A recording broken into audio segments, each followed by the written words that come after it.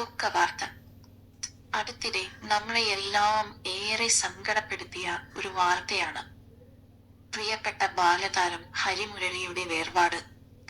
വാതിലും തുറന്ന് വന്നേക്കുകയാണ് കടവാവലി എന്ന രസികൻ സിനിമയിൽ ആ കുഞ്ഞു ചുണ്ടുകൾ കൊണ്ട് ഹരി പറഞ്ഞ ആ ഡയലോഗ് ഇന്നും റീലുകളിലും ട്രെൻഡിംഗ് ആയ വീഡിയോകളിലും നമ്മൾ കേൾക്കാറുണ്ട്. എന്നാൽ വെള്ളിത്തിരയിലെ ആ കുസൃതിക്കാരൻ 27-ാം വയസ്സിൽ തന്റെ ജീവിതത്തിന്റെ വാതി എന്നേക്കുമായി അടച്ച് യാത്രയായി എന്ന് വിശ്വസിക്കാൻ ഇന്നും ആരാധകർക്കും അറിയാവുന്നവർക്കും കഴിഞ്ഞിട്ടില്ല. മരണം നടന്ന മാസങ്ങൾ പിന്നിടുമ്പോഴും എന്തിനായിരുന്നു ആ ഇരുണ്ട തീരുമാനം എന്ന ചോദ്യം ഇന്നും സിനിമാ ലോകത്ത് ബാക്കിയാണ്.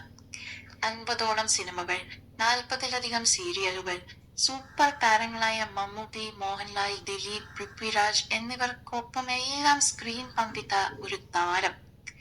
മാടമ്പിയും അണ്ണൻ തമ്പിയും കടന്ന് അമർ അക്ബർ അന്തോണിയെ പൃഥ്വിരാജിന്റെ അനിയനായി വരെ നമ്മൾ ഹരിയെ കണ്ടു.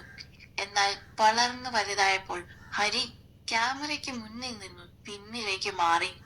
ബംഗളൂരുവിൽ നിന്നും VFX ആൻഡ് അനിമേഷനിൽ ബിരുദം നേടി UAയിലും പിന്നീട് കൊച്ചിയിലുമായി ഒരു വിഷ്വൽ ഇഫക്ട്സ് ആർട്ടിസ്റ്റായി നല്ല തിരക്കിലായിരുന്നു അദ്ദേഹം. മഞ്ഞുമൽ ബോയ്സ് ഫെയിം ഗണപതി, സംവിധായകൻ ചിദംബരം എന്നിവരുടെ കസിൻ കൂടിയായ ഹരിക്ക് സിനിമയിൽ നല്ലൊരു ഭാവി ഉണ്ടായിരുന്നു. എന്നിട്ടും കൊച്ചിയിലെ മരടിലെ ഫ്ലാറ്റിൽ നിന്നും പയ്യന്നൂരിലെ വീട്ടിലെത്തിയതിന്റെ പിറ്റേന്ന് രാവിലെ ആരും പ്രതീക്ഷിക്കാത്ത ആ ഒരു വാർത്തയാണ് ദുരന്തമായി നമ്മളെ തേടി വന്നത്. തുടക്കത്തെ സ്വാഭാവിക മരണമെന്ന് കരുതിയെങ്കിലും പിന്നീട് പോലീസ് അന്വേഷണത്തിലാണ് അത് മനം നൊന്തുള്ള ആത്മഹത്യയായിരുന്നു എന്ന സൂചനകൾ പുറത്തു വന്നത്.